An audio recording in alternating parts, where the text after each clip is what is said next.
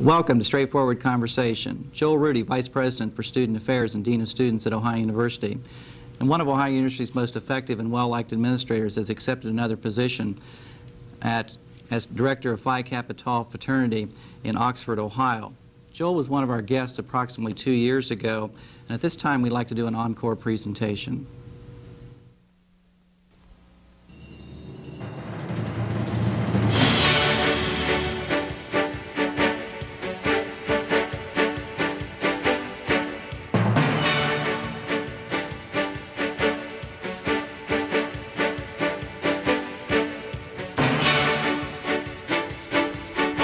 Welcome to Straightforward Conversation with Garry Hunter. My guest tonight is Joel Rudy, Vice President for Student Affairs and Dean of Students at Ohio University. Joel was a native of Brooklyn, New York. He received his undergraduate degree from Bethany College in biology and his graduate degree from Kent State University in sociology and anthropology. Joel has served as a variety of institutions of higher education in the field of student personnel administration, and in 1981 he was named Outstanding Administrator at Ohio University. In addition to his position as Vice President and Dean of Students at Ohio University, Joel maintains a faculty status with the College of Education, lecturing in areas related to supervision, time management, race relations, and administration. Tonight's topic is going to be student personnel administration. Welcome, Joel. Thank you, Gary. It's nice to be here. Joe, I'd like to start off the discussion tonight by asking you a burning question. What does the Vice President of Student Affairs do at Ohio University? I think if you'd asked my folks that years ago, when I started out as an undergraduate, you saw my major was biology. One of the things I had hoped to do was to become a pediatrician. I think my dad passed away last summer believing that that's what I do, except I don't prescribe medication. But really what we do is get involved with life generally outside the classroom. We call them quality of life issues for students on the campus. And typically it involves, for us here at OU, it involves primarily those services and programs that maintain continuing relationships with students. And that's really by design. For instance, the counseling program, counseling and psych services. Students who use that service do it on a continuing basis. Students who use the Office of Career Services, it's a continuing relationship with that operation. The same is true with student activities, the Student Center. Residence Life, the entire Residence Life staff and Residence Life programming falls within our area. International Student and Faculty Services, the infamous Office of Judiciaries, the whole concept of educational discipline is with us. Inevitably, when students do get involved with the judicial process, it sometimes has a tendency to be an ongoing relationship, so they spend a little time with one another. That brings me to a topic. The students, when they arrive at a campus such as Ohio University, are not just totally on their own. I believe there is a student code of conduct, is there not, at Ohio University? There is. It's couched in terms of community expectations. It's not simply the code of conduct that details what is expected in terms of behavior and what is not tolerated and how that is processed should there be a violation of that code, but it also has within it references to policies and expectations around the institution. So for instance, while it may not specifically be in the code, there are expectations within residence life. There are expectations within the academic area. So it really boils down to how does the student fit into what we have begun or what we have really identified as community expectations on the campus of Ohio University. Kind of galls me a bit. Years ago it was fairly common to hear campuses accused of being value neutral. I can't imagine how anybody could say that about any campus. Especially Ohio yeah. You know, you have a college catalog that has certain expectations in terms of what's required of you as far as major field of study, but the same is true of behavior. We treat behavior on the campus the same way we treat academics. And that is basically we have certain prescribed expectations. You fail to meet those expectations, you'll have a chance perhaps to be placed on probation. You continue to violate that, you will be separated from the university. In essence, if you fail academically, you're dismissed. If you fail behaviorally, you could be dismissed. Did students have input into the development of the student code of conduct? And Very much so. It's ironic that you would ask that, because this particular code goes back to 1977, 1978, in that era. Shortly after I got here as Director of Residence Life and then moved over to work with Dr. Carol Harder, who was then Dean of Students, I became Associate Dean. My first job with Dr. Harder was to convene a task force that met for 6 months and rewrote what used to be a very legalistic code of conduct that was fairly common on campuses around the country as a result of the activities on campuses in the 60s and 70s. They were highly legalistic. It used to be when a student violated something in the code, they would contract with an attorney. The university would have an attorney. The two attorneys would meet, and the student really didn't know what happened to him or to her, nor did the university have a say in that. The bottom line was we had a task force that met. It was made up of equal number of students, faculty, and administrators. We met for 6 months. That code went into effect in, I believe, the fall of 1978. It has been modified from time to time. We have an oversight committee made up of faculty, staff, and students, and our hearing boards are made up of 3 students, 1 faculty member, and 1 administrator. So students play a very integral part in the administration of the code, and it seems to work very well for us. We know that students not only potentially have problems in interacting in the university community in general, but sometimes students have problems in interacting with faculty or other administrators. Do you address those concerns in your role? Again, as part of the community of Ohio University and Athens, because there are times when we extend the jurisdiction, and we have the right to do that, into the community of Athens when a student's behavior in some way impacts basically the values of the institution. So that if a student in some way gets into a conflict either with another student, a faculty person, an administrator, or causes harm to someone in the community, and by causing that harm in some way negatively impacts the institution, particularly if they're negatively impacting the progress that another student might be making here because they're enrolled, then yes, the board will, or the hearing process will extend to a student in those kinds of situations. Is it possible for students to have input into evaluating faculty in particular and administrators also? Is there an evaluation process in place for There's a more formal evaluation process for students in evaluating faculty. That takes place within every classroom, so that at the end of a given quarter, students are asked to evaluate that course. It's an anonymous evaluation, and it is used by the academic departments in terms of promotion, tenure, evaluation for increases and whatever. That's not as well formed for administrators, although I know when I went through my evaluation last year with Dr. Glidden, he asks us to identify individuals with whom we interact so that they might have input into expressing to him as my supervisor what their opinion is of the way I interact with them. And so I identified some students, and they were queried by the president in writing and verbally, so there was input there, but it's not as consistent across the board. Drugs on campus. Is it a problem? And if it is, how do you deal with it? The #1 drug that we deal with is alcohol. And it remains a problem. It has been a problem.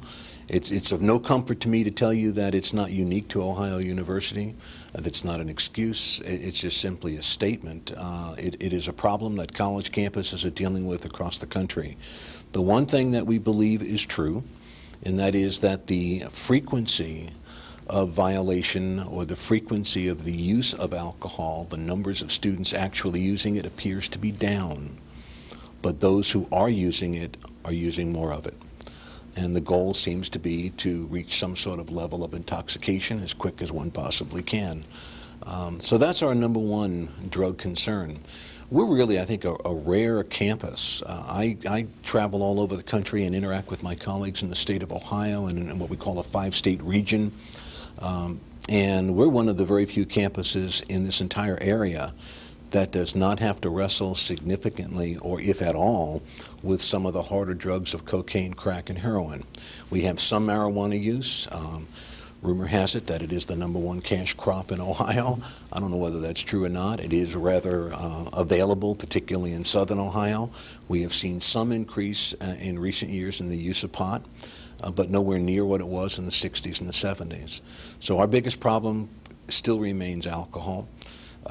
But again, I think we're fortunate, and there's some indices that we take a look at, certainly watching what happens within state action and local action in the courts and by the various police departments, the kinds of arrests that don't take place relative to coke or crack or crank or speed. Those were drugs that were very prevalent in this community back in the early 70s when I first got here.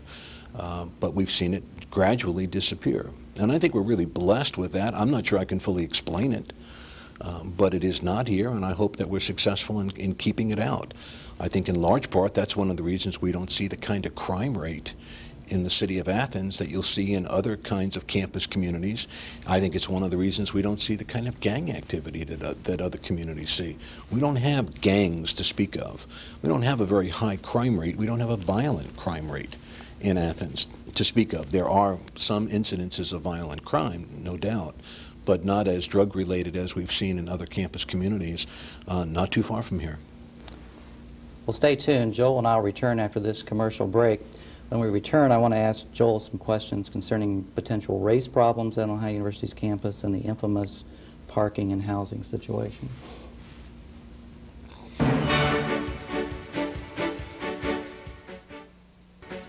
Welcome back to Straightforward Conversation. My guest this evening is Joel Rudy, Vice President for Student Affairs at Ohio University.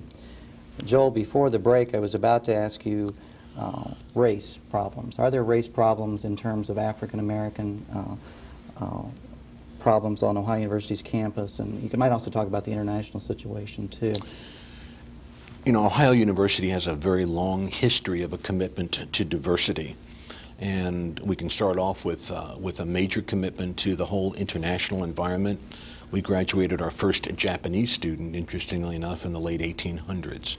So we've been blessed with a large international population from literally all over the world. We have historically had a significant number of African American students. We have had an insignificant, as measured by numbers, quantity of Hispanic students. What we've seen in the last several years is that our African American population declined, but that's on its way back up. And our Hispanic student population is finally beginning to reach measurable numbers. And I think that's been the result of some deliberate efforts on the part of the university community and with the assistance of a group on campus called Hispanics in Progress. It's a group that was put together by one of our student trustees, Melissa Cardenas, who's been phenomenal in helping us with that area. Race problem? No. I'm very proud of the way our students interact with one another, how they interact with the campus. Is there conflict from time to time? Yes. Is it race-based?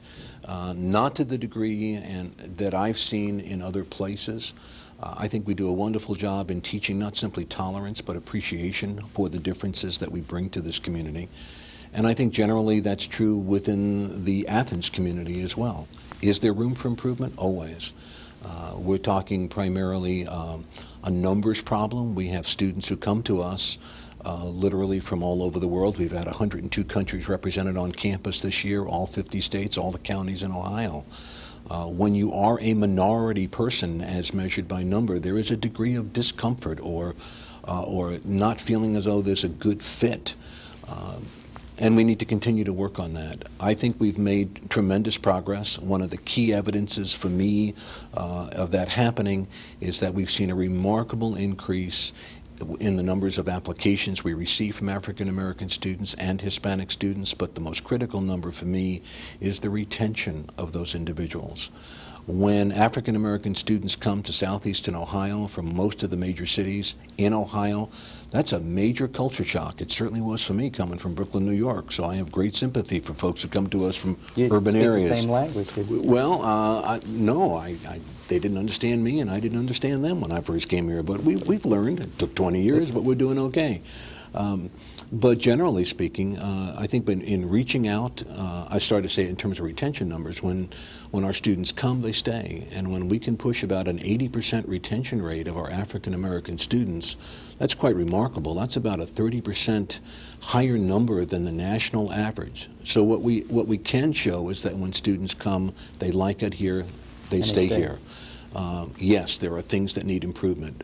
We have an Office of Multicultural Programs under the directorship of Chris Taylor that has done a remarkable job. We were one of the first campuses in the country, at least east of the Rockies, to get involved with Kwanzaa, a celebration of African culture, and it takes place in November. Typically takes place nationally during Christmas week, but because we're closed at that time, we back it up into the month of November. And it's been a remarkable success. We've had Black Man's Think Tank, which is held every Dad's Weekend. We had over 400 African American students and their dads here this year. Remarkable. Clarence Page, an alumnus, syndicated columnist out of the Washington Post, came here and kicked off the program for us. So we've really worked at establishing, again, that quality of life that makes people feel comfortable, feel wanted, feel needed, and feel as if they belong. But that's a never-ending battle because our population changes about 25% every year. They graduate at one end and they come in at the other end. As a city official, I would be remiss if I didn't ask you about housing trends, since this is a residential campus that we have, in parking. First, I'd like to ask you, is there trends as you see them in university-maintained housing, dormitory housing, in terms of what you offer, in terms of whether it's co-ed versus all males in one dorm, all females in another dorm? Is there differences in what you offer in the dormitory now to allure people there, and what are your goals and trends you see in the housing area? In 25 words. In 25 words or less, we don't lure people in there, Gary. We require them to live there.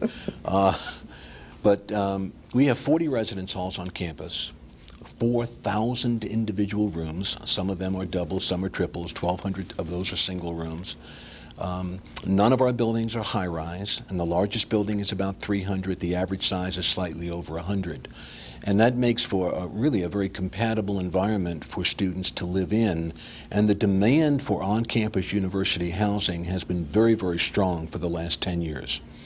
And we operate at about 97 or 98% capacity. Contrary to rumors or whatever, we have never been full. Not in the 20 years I've been here. We come close to it, but we're not full. And we have a significant number of upperclassmen who are not required to live on campus who want to live on campus. It's relatively quiet. It's very clean. It's well maintained. It's close in. And compared to off-campus housing, it's comparable in cost, if not a bit cheaper, assuming that you're comparing apples with apples. If you compare apples with oranges, where you have a 4-person apartment off campus and you put 6 students in it and they split the rent 6 ways instead of... In violation of our city ordinance. That's your problem. But, you know, but if you do apples with apples, you know, it's comparable as far as cost is concerned. How does the university view the dormitory housing role? We don't have education? dormitories, Gary. We have residence halls. Residence halls. Could not resist. If you make them stay there, they're dormitories. No. Residence hall Yeah. living do you view them as the university fulfilling its obligation to the community in which it resides to provide housing for the large number of students that are arriving in Athens every year, or do you view it as something that every student coming into the university situation should experience at least for a year or two as part of the educational process? I think more the latter, that the residence halls for us, you know, historically they started out as providing a place to live because there was no other place to live. And the market gradually grew in the history of the institution. But the parietal rule that we have in place, which in essence requires first and second year students to live on campus, serves 2 major purposes. One is exactly what you stated, that every student coming through the process, at least for the first and second year, ought to experience in that transition period a reasonably well supervised, somewhat controlled environment where certain attempts are made to meet certain educational goals. One of the other reasons for requiring people to do that is so that you maintain a high occupancy rate so that the whole number of folks who are there benefit, because you spread the cost of operating that over the 7,000 resident students that we have. We're kind of in an odd situation, and I've been in several residential communities, University of Miami in Florida, and Kent State University, and here, and we're in a kind of damned if you do, damned if you don't kind of situation. If we do too good a job on campus, we're accused of competing with private enterprise uptown. If we don't do a good enough job, then we're accused of imposing upon the community. I'm a resident of this community for 20 years, not simply an employee of Ohio University. I'm fortunate to have that kind of a job. That's fine. And I believe we are probably the largest employer in this area. But it's a never-ending battle. We see it with the whole question of the calendar and supposedly the impact that that has on the merchants in town, when I think we work very closely with the merchants and certainly with the Lodging Association in trying to assist one another. We can't exist alone as an institution, and the town certainly can't exist without the university. When I hear some of the criticism that is leveled at the institution because of things we do or don't do on campus, I get confused. Admittedly, I get frustrated and I get upset at times because we are part of the community. We're an integral part of the community. When I see what we will do as a community, and I'm a member of that, to encourage businesses to come here that might add 12 or 15 jobs, even 100 jobs, and I see the degree to which we'll bend over backwards to do that. But then you've got the neighbor down the street who's hiring and has in place close to 4,000 employees. And you wind up getting beaten up in that process. So I've never quite understood that dynamic. I hope sometime we are as successful in the so-called town gown environment that we are in teaching our students to get along with one another. I think that's the biggest challenge that we face as a community. It's kind of a circuitous answer to your question, but I think on the one hand, with the housing situation, we want to make sure that at least for the students who do come here and are required to live on campus, we've got a good, clean facility for them. I think the efforts that are underway now with the Student Advocacy Center that the Board of Trustees approved at its last meeting, I think the attitude of city government, I think the attitude of folks who are what I would call the more responsible landlords in town are really going to make for some major improvements in this area in a very short period of time. Thanks, Joel. Stay tuned. Joel and I will return after this commercial break. When we return, as time permits, I want to ask Joel about the role of the Greek system in the university life and how the university goes about recruiting students and staying in contact with them after they graduate.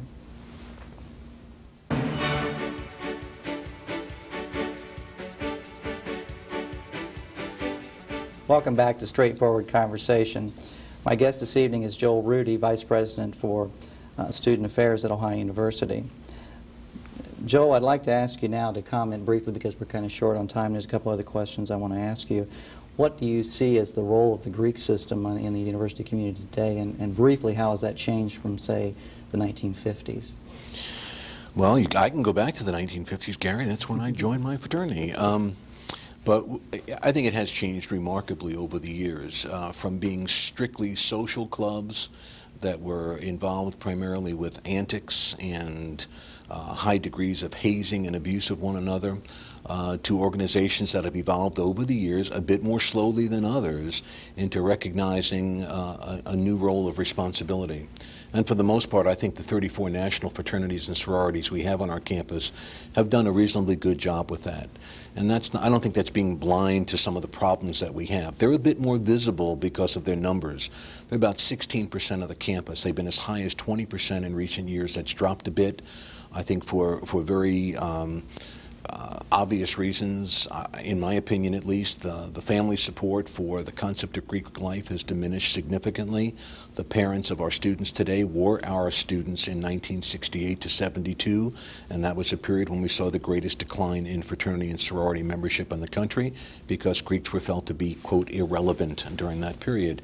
And so the support for Greek life at home is not there as much as it used to be. So the numbers have certainly changed, but there's tremendous emphasis on scholarship.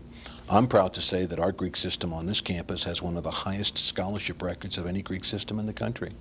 Our women, all of our sororities have an accumulative grade point average of a 3.1 something, and our men are close to a 2.9. Both are above all campus, all men, all women's averages, which is unheard of, at least as far as national concerns.